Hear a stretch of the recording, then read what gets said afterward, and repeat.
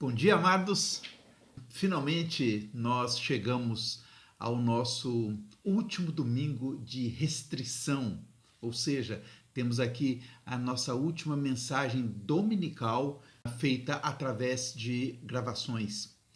Domingo que vem, se Deus quiser, domingo que vem nós voltamos a nos reunir. Na sexta-feira eu estive na igreja arrumando as coisas.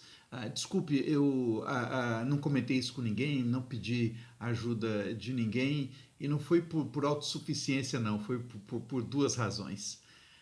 Primeiro, porque nós ainda não temos uma autorização formal para nos reunirmos. Esse é o primeiro. Em segundo lugar, porque eu achei que era melhor nós fazermos aquela pré-arrumação naquilo que nós chamamos de agrupamento familiar.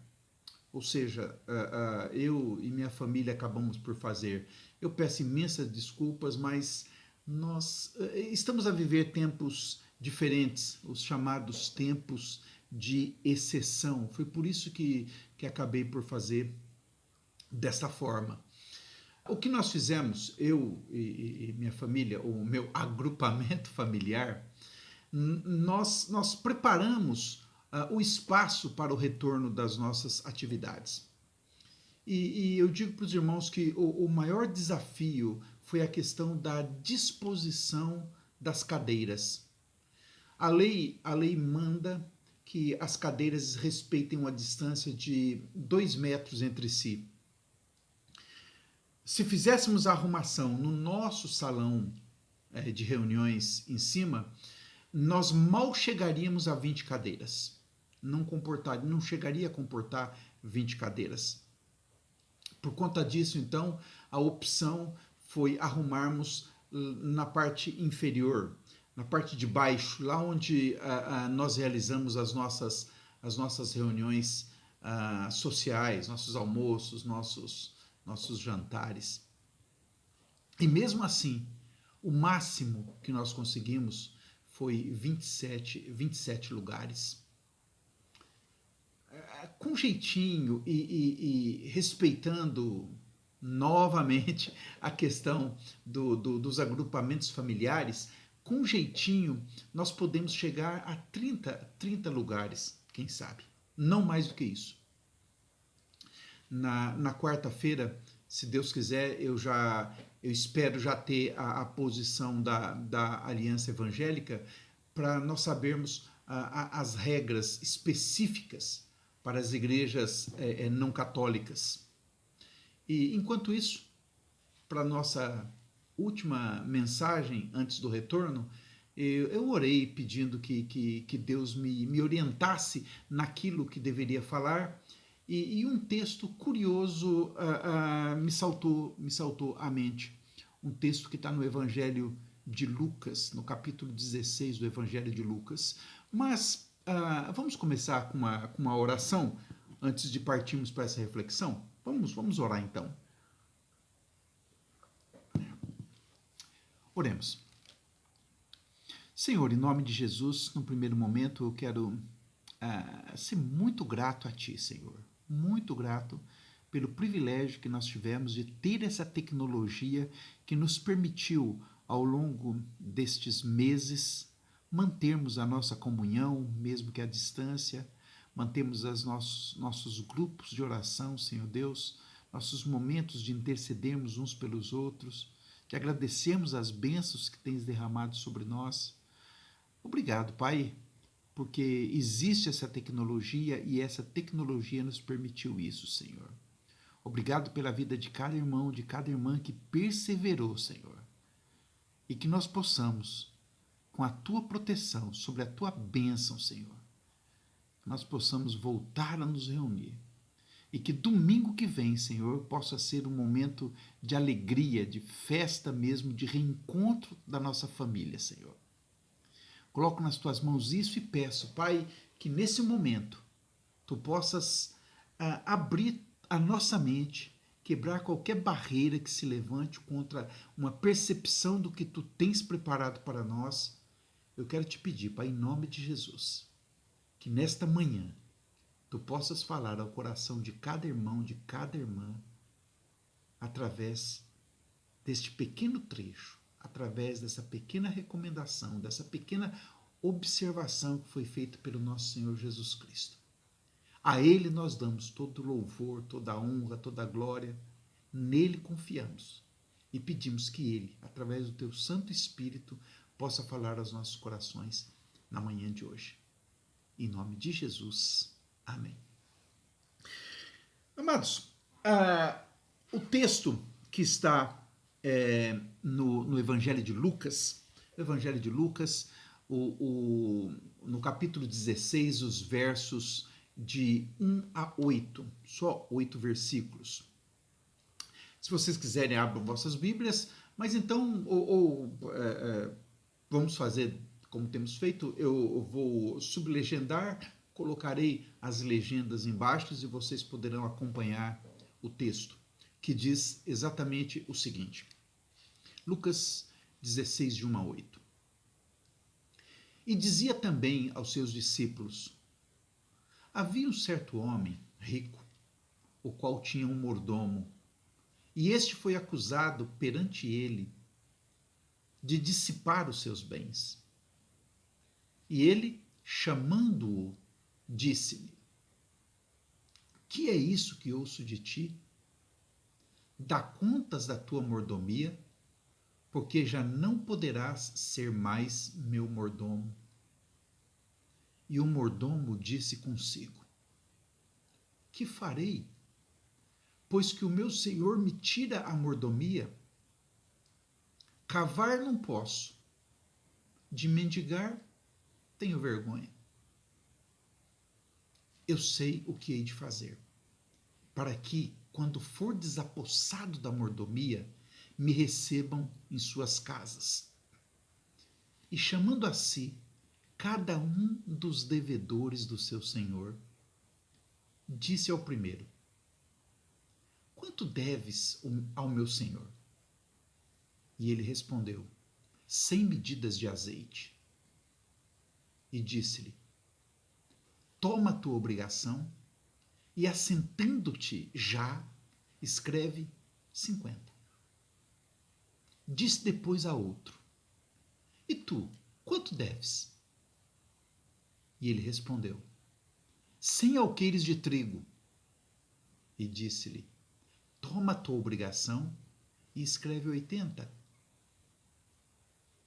E louvou aquele senhor, o injusto mordomo, por haver procedido prudentemente, porque os filhos deste mundo são mais prudentes na sua geração do que os filhos da luz.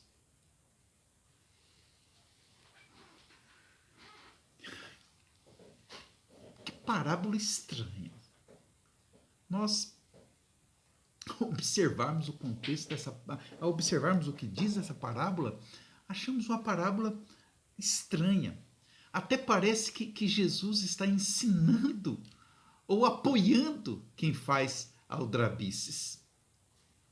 O texto começa com Jesus dizendo que havia um homem rico que já havia sido burlado pelo seu mordomo.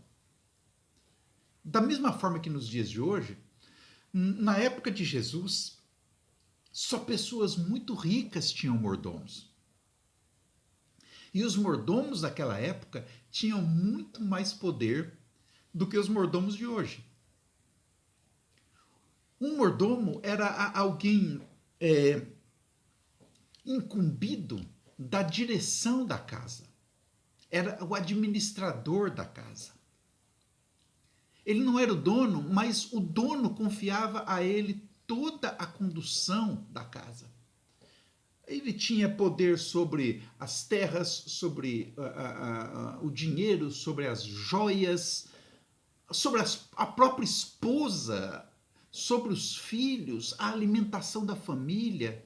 Tudo, o cuidado de tudo isso era de responsabilidade do mordomo.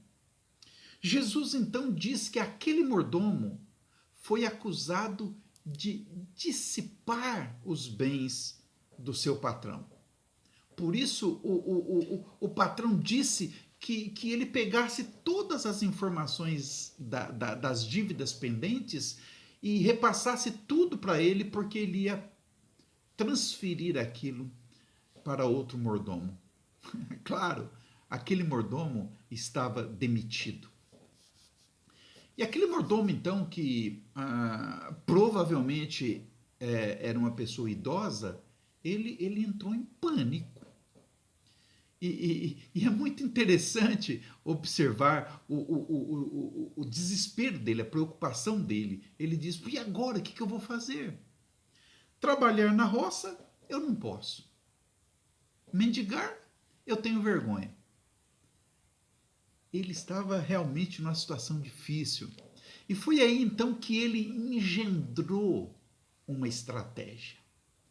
A estratégia dele, ele pensou, né? Olha, eu vou favorecer os devedores do meu patrão, e quando eu for demitido, eu procuro alguns deles para ver se consigo algum emprego. Sabe quando a pessoa faz assim, na verdade, uma aldrabice? O patrão já havia sido roubado e agora ia ser mais prejudicado ainda. Na, na, na sequência da narrativa, Jesus vai fazer uma aplicação sobre a atitude do mordomo. Na nossa cabeça ocidental, a nossa cabeça de alguém que está vivendo no século XXI, a história pode parecer estranha. Para o contexto da época, não era tão estranho. Primeiro porque os judeus sabiam bem como era o trabalho de um mordomo. Eles conheciam a história de Eliezer, que foi um mordomo de Abraão, de José, que foi mordomo de Potifar. A questão da mordomia, a questão das particularidades da mordomia era algo bem conhecido deles. Lendo o restante do texto, nós podemos observar que Jesus, em tempo algum, ele defendeu a desonestidade do mordomo. Não é disso que se trata a parábola. Ele não defende a desonestidade do mordomo. O que Jesus elogiou foi a astúcia que ele teve para aproveitar as oportunidades do presente com o objetivo de preparar o seu futuro. Na aplicação que fez, Jesus disse que, da mesma forma que o mordomo agiu, pensando na sua segurança futura, os cristãos também devem usar aquilo que possuem nesta terra para garantir galardões no céu. No verso 9, Jesus disse, no verso 9: e eu vos digo, granjeai amigos com as riquezas da injustiça, para que, quando estas vos faltarem, vos recebam eles nos tabernáculos eternos. É um texto um tanto complicado. Por isso que eu vou pegar as observações que foram feitas por um comentarista bíblico conhecido, o Warren Wiersbe, e ele fez ele deu uma explicação interessante sobre esse versículo. O Wiersbe disse o seguinte: um dia a vida chegará ao fim e não será possível ganhar nem gastar dinheiro. Assim, enquanto há oportunidade, deve-se investir o dinheiro em fazer amigos para o Senhor. Isso quer dizer ganhar para Cristo pessoas que um dia nos receberão de braços abertos no céu. Mais cedo ou mais tarde, a vida e os recursos chegarão ao fim, de modo que convém usá-los com sabedoria. Uma excelente explicação do Wiersbe. Esta, na verdade, é a aplicação prática da parábola. Mas o que eu quero destacar neste texto que nós lemos, tem um trecho específico que me chamou a atenção. E nesse trecho, um verso que eu quero aplicar para o nosso retorno aos cultos. Para o nosso retorno no próximo domingo. E é justamente o verso 8. O verso 8, que diz bem assim: E louvou aquele senhor, o injusto mordomo, por haver procedido prudentemente, porque os filhos deste mundo são mais prudentes na sua geração do que os filhos da luz. E o trecho é este: porque os filhos deste mundo são mais prudentes. Olha, é interessante aqui saber a forma como Jesus falou. Jesus, sabemos, Jesus falava hebraico. Jesus conversava com os seus discípulos em hebraico. E, obviamente, Jesus contou esta parábola em hebraico. Eu tenho aqui uma tradução do Novo Testamento dentro do contexto judaico. E veja como que o tradutor, um judeu chamado messiânico, veja como que o tradutor, ele traduziu esta parte do versículo. Ele traduziu assim: porque os filhos deste mundo possuem mais sequel do que os filhos da luz.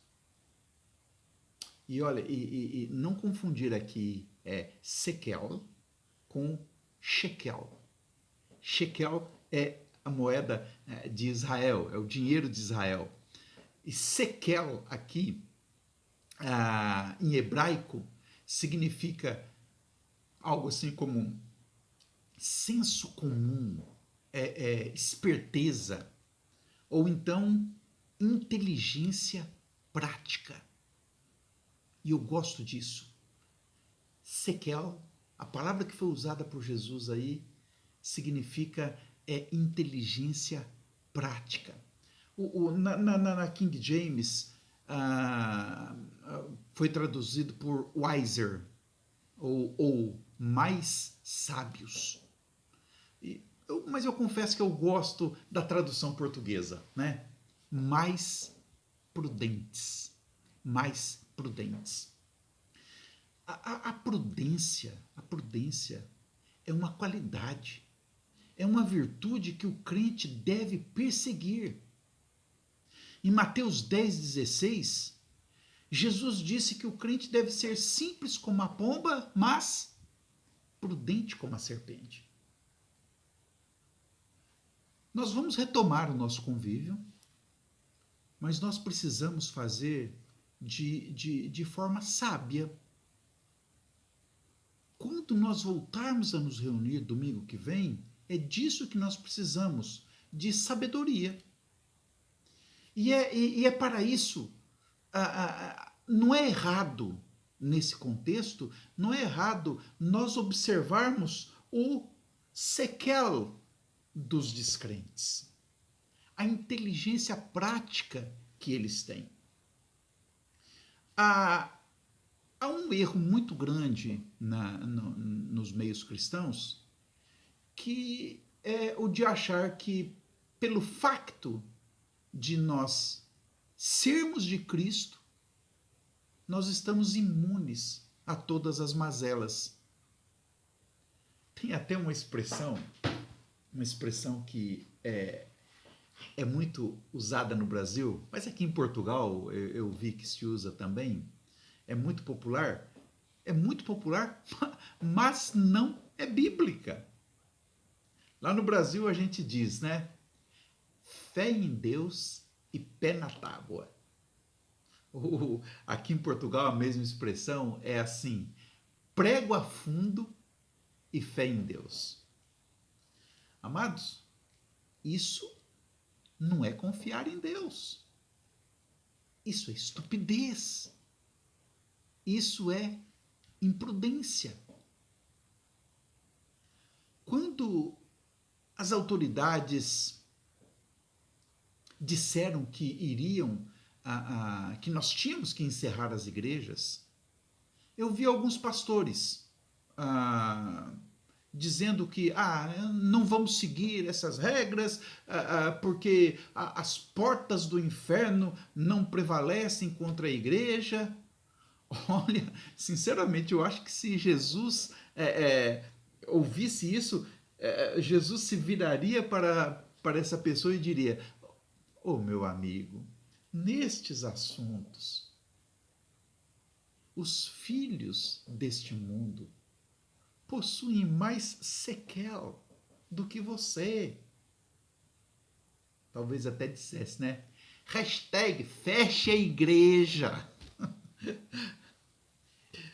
Olha, nós vamos retomar as nossas atividades, mas nós vamos seguir todas as recomendações da Direção Geral de Saúde. E nesse caso, nesse detalhe, eles têm mais sequel do que eu. Olha, de antemão, eu digo para vocês que não vai ser fácil. Não vai ser fácil. Como eu disse, eu fui até a igreja, eu fiz uma arrumação prévia do salão. E, amados, depois que eu vi o salão montado, da forma que ele estava montado, eu confesso que me deu uma tristeza. Me deu uma tristeza. Eu pensei, isso não é igreja. Isso não é igreja. Mas, infelizmente, e circunstancialmente, é assim que deve ser. Nós não vamos ter a mesma interação. Vamos repensar a forma com que nós compartilhávamos o café. Acabou o culto, todo mundo sai. Podemos ficar ali fora com a distância entre nós, mas não vamos permanecer dentro do templo. O uso da máscara será obrigatório. E, sinceramente, olha, eu desaconselho o uso só da viseira. Se você estiver com a viseira e a máscara, tudo bem, mas só a viseira eu desaconselho. O ambiente é fechado, nós vamos cantar, partículas podem ficar no ar, ou seja, o uso de máscaras será importantíssimo. Eu estou orando, eu peço que os irmãos orem. Eu confio em Deus, eu confio sim. E claro que nós vamos confiar nele, que ele nos protegerá. Mas também nós vamos nos cuidar. Nós não podemos ser imprudentes. Eu não sei se vocês souberam, mas a Alemanha, ela reabriu as igrejas no início do mês. E no dia 10 de maio, 40 pessoas que participaram de um culto numa igreja batista em Frankfurt foram infectadas pelo Covid-19. Na região de Main-Kinzig-Kreis, um cantão que fica nos arredores de Frankfurt, também numa igreja, 16 pessoas ficaram infectadas. Na França, uma igreja pentecostal foi mais imprudente ainda. Mais imprudente. Uma igreja pentecostal, ela promoveu, ela convocou uma semana de jejum e oração bem no meio da pandemia. Atraiu 2.000 pessoas, sendo que 300 delas eram crianças. Uma imprudência inominável essa imprudência. O resultado é que perto de 1.000 pessoas ficaram infectadas. Amados, eu quero retomar as nossas atividades. Eu estou com muita saudade do nosso convívio, mas eu também estou fazendo de tudo para que nós tenhamos segurança. E quero contar com o apoio de cada um de vocês. Vamos fazer tudo de forma prudente, orando e olhando. Orando ao nosso Deus e olhando para as recomendações das autoridades, pois elas têm mais sequel do que nós nas questões de saúde pública. Eu quero terminar a mensagem de hoje com 2 versículos que ilustram muito bem a importância de nós sermos prudentes. Provérbios 21:16 diz que se nós formos imprudentes, veja o que diz Provérbios 21:16. O homem que se desvia do caminho da prudência, na congregação dos mortos repousará. Agora vejam o que diz Provérbios 24:3 a respeito daqueles que agem prudentemente. Com a sabedoria se edifica a casa, e com o entendimento ela se estabelece. Amados, eu quero, e acredito que vocês também, que a nossa família na fé se estabeleça, que fique viva, que não repouse entre os mortos. Prudência. Prudência. É isso que nós pedimos que haja entre nós. É isso que nós queremos que aconteça entre nós. E é por isso que eu conto com o apoio de cada um dos irmãos, de cada uma das irmãs. Vamos fazer as coisas de forma prudente. Se as pastelarias estão a fazer, se os bancos estão a fazer, se os supermercados estão a fazer, se todo esse mundo está a fazer desta forma, porque seríamos nós a fazer diferente. Confiamos em Deus, indiscutivelmente. Oremos ao nosso Deus, indiscutivelmente. Mas procedamos de forma prudente. Ok, amados? Que Deus possa nos abençoar. Na quarta-feira eu quero compartilhar com os irmãos um vídeo mostrando como está o nosso salão, mostrando a nova dinâmica que vamos seguir. Eu espero que por pouco tempo, viu? Sinceramente espero que por pouco tempo. E nós então vamos orar e no domingo, se Deus quiser, nós nos reencontraremos. Amém? Shavua Tov Lekulam, uma boa semana para todos e até quarta-feira, se o Senhor assim nos permitir. Em nome de Jesus.